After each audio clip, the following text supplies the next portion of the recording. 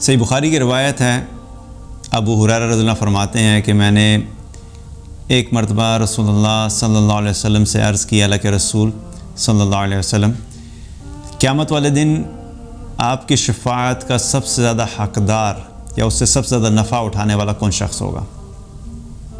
تو آپ صلی اللہ علیہ وسلم نے فرمایا کہ ابو ہریرہ، احادیث کے متعلق تمہاری حرص کو دیکھتے ہوئے میں یہ گمان کرتا تھا کہ تم سے پہلے اور کوئی بھی شخص یہ سوال نہیں کرے گا۔ اس کے بعد رسول اللہ صلی اللہ علیہ وسلم نے فرمایا کہ قیامت والے دن سب سے زیادہ میری شفاعت کا حقدار اور اس سے نفع حاصل کرنے والا وہ شخص ہوگا جو خلوص دل سے لا الہ الا اللہ کہے گا۔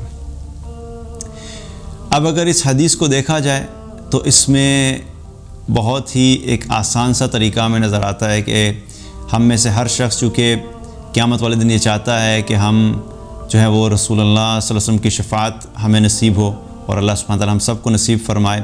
ہمیں دعا بھی کرنی چاہیے، خواہش بھی کرنی چاہیے اور کوشش بھی کرنی چاہیے۔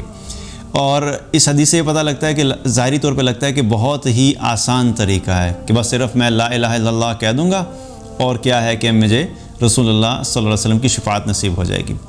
حالانکہ یہاں پہ اس حدیث میں دیکھا ہے تو رسول اللہ صلی اللہ علیہ وسلم نے ایک شرط رکھی ہے، اور وہ شرط ظاہری طور پہ ہمیں آسان لگتی ہے، لیکن حقیقت میں اگر اس کو پورا کرنا چاہیں تو اس کو پورا کرنے کے لیے ہمیں بہت زیادہ احتیاط کی بھی ضرورت ہے، بہت زیادہ علم کی بھی ضرورت ہے، اور بہت زیادہ اس چیز کو فوکس کرنے کی ضرورت ہے کہ ہم اس شرط کو پورا کر سکیں۔ اور وہ شرط کیا ہے؟ خلوص دل سے لا الہ الا اللہ کہنا۔ خلوص دل سے لا الہ الا اللہ کہنے کا کیا مطلب ہے؟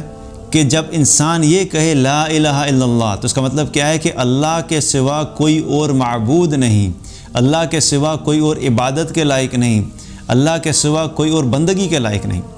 تو یہ زبان سے کہہ دینا، لیکن اس کے ساتھ ساتھ دل میں یقین ہو کہ اللہ ہی ہے جو کہ میرے ہر معاملے کو سنبھالتا ہے، اللہ ہی ہے جس کی میں نے صرف اور صرف میں نے جس کی عبادت کرنی ہے، صرف اور صرف میں نے اللہ ہی سے دعا کرنی ہے۔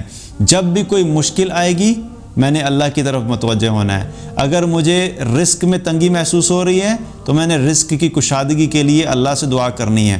اگر بیماری آئی ہے تو میری بیماری کو دور کرنے والا اللہ ہے۔ اگر کوئی مصیبت آئی ہے تو مصیبت کو دور کرنے والا اللہ ہے۔ اگر اولاد چاہیے تو اولاد بھی اللہ سے مانگنی ہے۔ اگر مجھے دنیا میں کامیابی چاہیے تو وہ بھی اللہ سے مانگنی ہے۔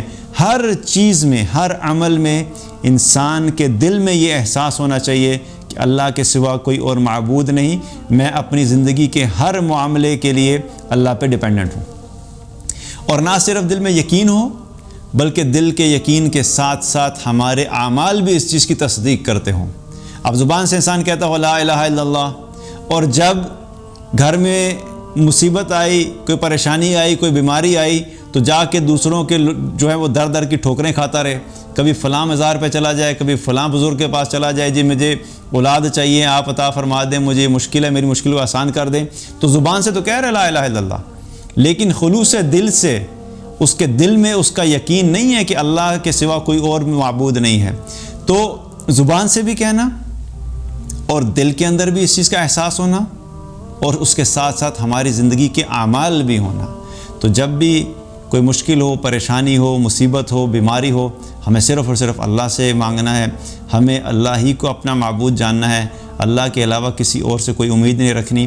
اور جو شخص بھی خلوص دل سے لا الہ الا اللہ کہے گا اور اس کے مطابق اپنی زندگی گزارے گا تو آپ صلی اللہ علیہ وسلم نے فرمایا کہ قیامت والے دن ایسا شخص میری شفاعت کا جو ہے وہ سب سے زیادہ حقدار ہوگا۔